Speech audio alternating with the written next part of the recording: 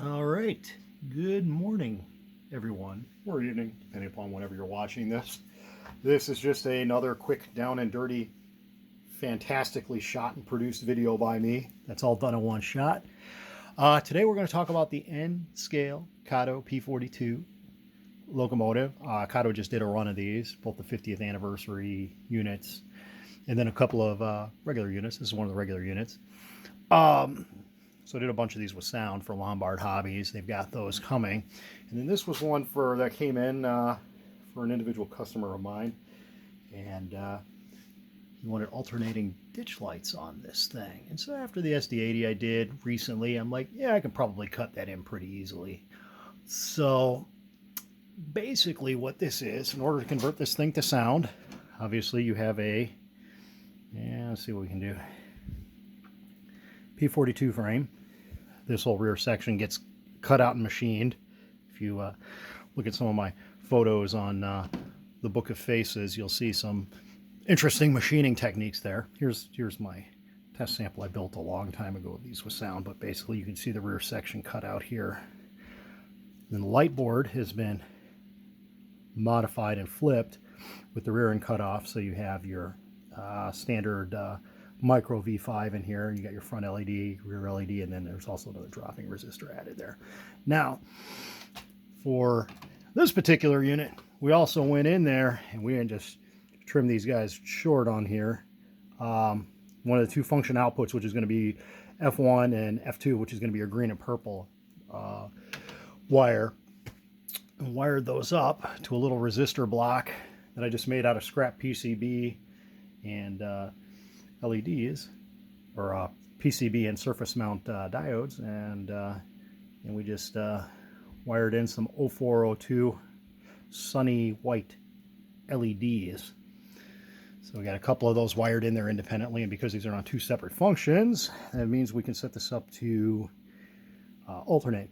So basically what you have to do here is you cut right here. This is your forward headlight here. You need to isolate each of these ditch light tubes in here, one for one of the functions, one for the other. And what I use for that is I took and I just clipped these short down to about here where that stub is, removed that, and glued the ends of the SMLEDs there to the end with just some regular canopy glue. And then once I was done with that whole assembly, this is just some heat shrink tubing. I'm not even sure what size it is at this point, 1/16, 1/32. Put that over there, and then to control bleeding, light bleed out from this guy, the front one, he's got a little bit of larger heat shrink tube over the end.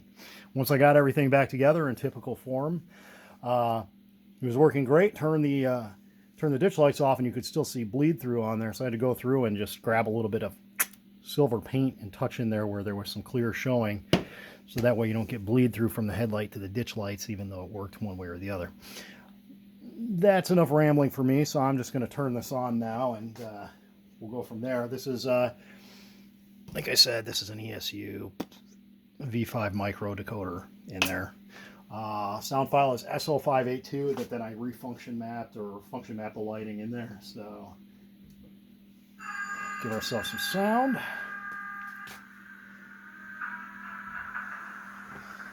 Got some headlight action, and then this one I programmed the ditch lights on 7, so you can see those there. And because they're independently operated, when I hit the horn, we got some ditch light action. Woo, you know. So obviously it takes some extra time to put that in, but it was a pretty neat little function. To better mimic the prototype.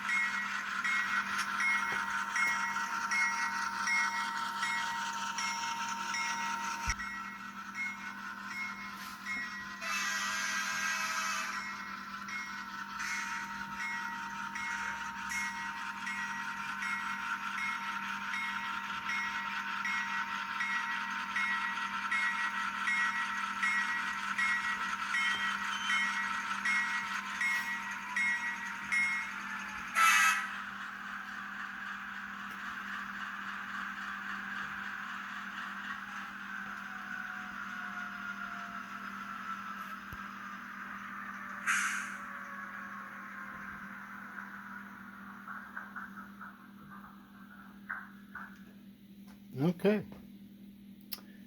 And so there you go. A N-scale Kato P42 with an ESU LokSound V5 decoder programmed to SL5A2, lighting refunction mapped, or function mapped, I'm not sure if it's with separate alternating flashing ditch lights.